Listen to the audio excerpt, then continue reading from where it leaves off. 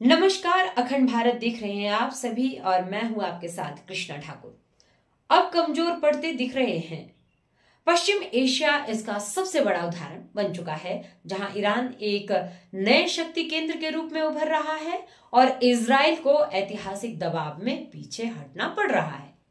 Gaza पर Israeli हमलों के बाद ईरान ने अपना तेवर सख्त करते हुए IAEA के साथ सभी रिश्ते तोड़ दिए। ईरान का आरोप है कि IAEA प्रमुख राफेल ग्रोसी अमेरिका और इजराइल के लिए जासूसी कर रहे थे। ईरान ने न सिर्फ IAEA के कैमरे हटवा दिए, बल्कि ग्रोसी की एंट्री तक बैन कर दी। इससे दुनिया के सामने बड़ा सवाल खड़ा हो गया है, ईरान के परमाणु कार्यक्रम की निगरानी कौन करेगा? अगर तेहरान परमाणु हथियारों की दिशा में आगे बढ़ता है तो क्या अमेरिका सैन्य कार्रवाई करेगा या सिर्फ बयानबाजी तक ही सीमित रहेगा?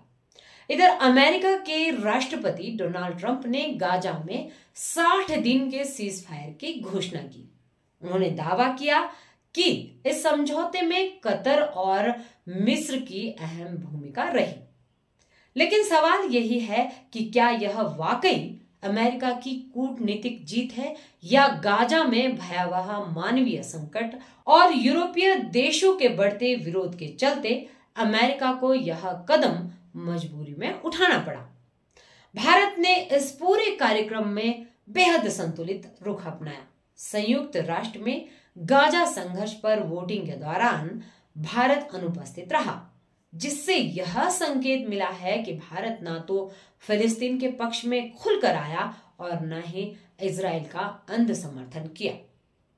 विदेश मंत्री S जयशंकर ने ट्रंप के पुराने भारत पाक वार्ताकल्प के दावे को भी साफ तौर पर झूठा बताया। साथ ही SCO और क्वाड बैठकों में भारत ने आतंकवाद के मुद्दे पर सख्त रुख अपनाते हुए पाकिस्तान को घेरा। दूसरी तरफ इजराइल के भीतर युद्ध विरोधी माहौल मजबूत हो रहा है। प्रधानमंत्री बेंजामिन नेतन्याहू अमेरिका यात्रा की तैयारी में है, जहां वे ट्रंप से मुलाकात करेंगे, मगर इजराइल की जनता में युद्ध के खिलाफ गुस्सा बढ़ता जा रहा है। गाजा में भोजन, पानी और दवाओं की किल्लत ने अंतर्राष्ट्रीय स्तर पर इजराइल को घेर लिया है। अब सवाल उठ रहा है कि क्या अमेरिका पहले की तरह हर हाल में इजराइल के साथ खड़ा रहेगा या उसके रुख में भी बदलाव आ रहा है? परमाणु मुद्दे पर भी स्थिति खतरनाक होती जा रही है। ट्रंप का दावा है कि अमेरिकी हमलों से ईरान दशकों पीछे चला गया है, लेकिन पेंटागन की रिपोर्ट कहती है कि ईरान सिर्फ कुछ महीने के लिए पीछे गया है और उसके परमाणु हथियार कार्यक्रम को रोका नहीं जा सका है।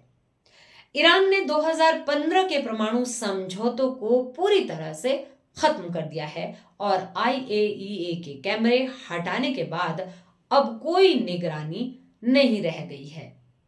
इन सभी घटनाओं का निचोड़ यह है कि पश्चिम एशिया का सत्ता संतुलन तेजी से बदल रहा है। ईरान की ताकत बढ़ रही है, खाड़ी देशों का झुकाव बदल रहा है और अमेरिका तथा इजराइल की निर्णायक भूमिका कमजोर हो रही है।